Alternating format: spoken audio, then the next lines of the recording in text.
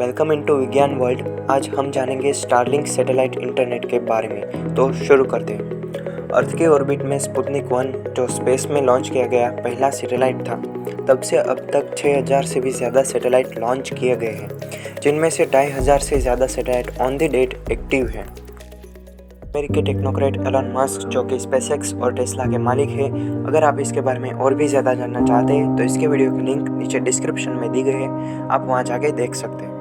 Elon Musk की Starlink नाम की कंपनी ने इन जस्ट 2 ईयर 1000 से भी ज़्यादा सैटेलाइट लॉन्च कर दिए हैं। अब आपके मन में सवाल होगा कि इतने सारे सैटेलाइट का क्या करना चाहते हैं ये एलन मस्क। तो ये भाई साहब इंटरनेट की बारिश करना चाहते हैं। मतलब ये सैटेलाइट इंटरनेट सर्विस कोई नई चीज़ नहीं है, लेकिन पहले ये लिमिटेड एरिया में थी और उसकी कॉस्ट भी बहुत बड़ी होती थी। प्रेजेंट में स्टारलिंक की satellite internet service USA, Canada और यूरोप के कुछ भाग तक सीमित है। भारत और चाइना इसके सबसे बड़े मार्केट बन सकते हैं, बट लीगल एथिक्स और बिजनेस स्ट्रेटेजी के कारण सर अभी वहाँ पर सैटेलाइट इंटरनेट की सर्विस शुरू नहीं हुई है। तो चलिए अब जानते हैं कि सैटेलाइट इंटरनेट एक्चुअल में है क्या। इंटरनेट के बारे में हम सब थोड़ा बहुत जानते हैं, सैटेलाइट के बारे में भी थोड़ा बहुत जानते हैं, बस ये दोनों का मिश्रण है सैटेलाइट इंटरनेट। अब उसकी ज़रूरियात भी बढ़ने वाली है और फ्यूचर में इंटरनेट ऑफ थिंग्स के लिए इसका बहुत यूज़ होने वाला है। अभी जो हम इंटरनेट यूज़ कर रहे हैं वो वर्ल्ड वाइड 95% से भी ज़्यादा इंटरनेट ट्रांजैक्शन समुद्र के नीचे बिछाए गए केबल के ज़रिए हो रहा है। पूरे विश्व के ओशन में ऐसे कई सारे केबल बिछाए हुए हैं।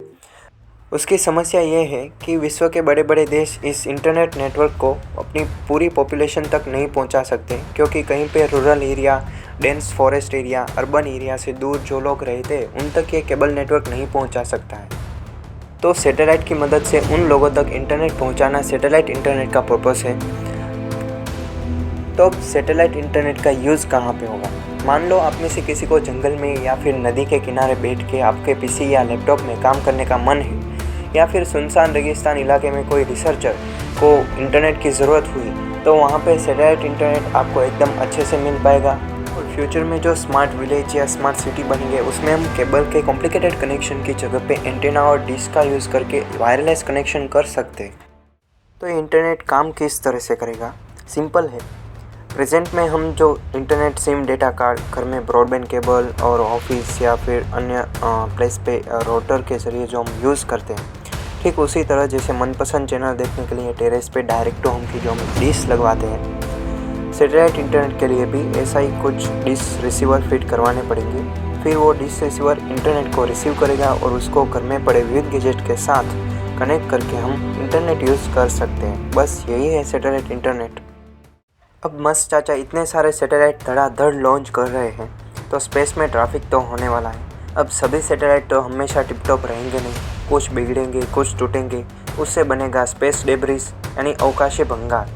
ये सैटेलाइट वैसे भी छोटे हैं और वेट में भी काफ़ी हल्के हैं। और ये भाई साहब ने स्टारलिंक कंपनी के 12000 सैटेलाइट की नेटवर्क की यूएस गवर्नमेंट से परमिशन भी ले ली। इनमें से 1000 से ज़्यादा तो लॉन्च भी कर दिए हैं। अब तो स्पेस में ट्रैफिक पक्का है। लो भाई, अब इस रेस में अमेज़न भी आ गया है। वो भी प्रोजेक्ट कुइपर के मार्फत सैटेलाइट इंटरनेट ला रही है, लेकिन अमेज़न के सैटेलाइट की संख्या स्टारलिंक से कम होगी, फिर भी 3000 के आसपास तो होगी। लेकिन अमेज़न अभी भी डेवलप स्टेज में है। सो थैंक यू दोस्तों। तो ऐसे ही इन्फॉर्मेटिव वीडियो को देखने के लिए चैनल को सब्सक्राइब कीजिए, लाइक कीजिए और ज़्यादा से ज़्यादा शेयर कीजिए। Thank you.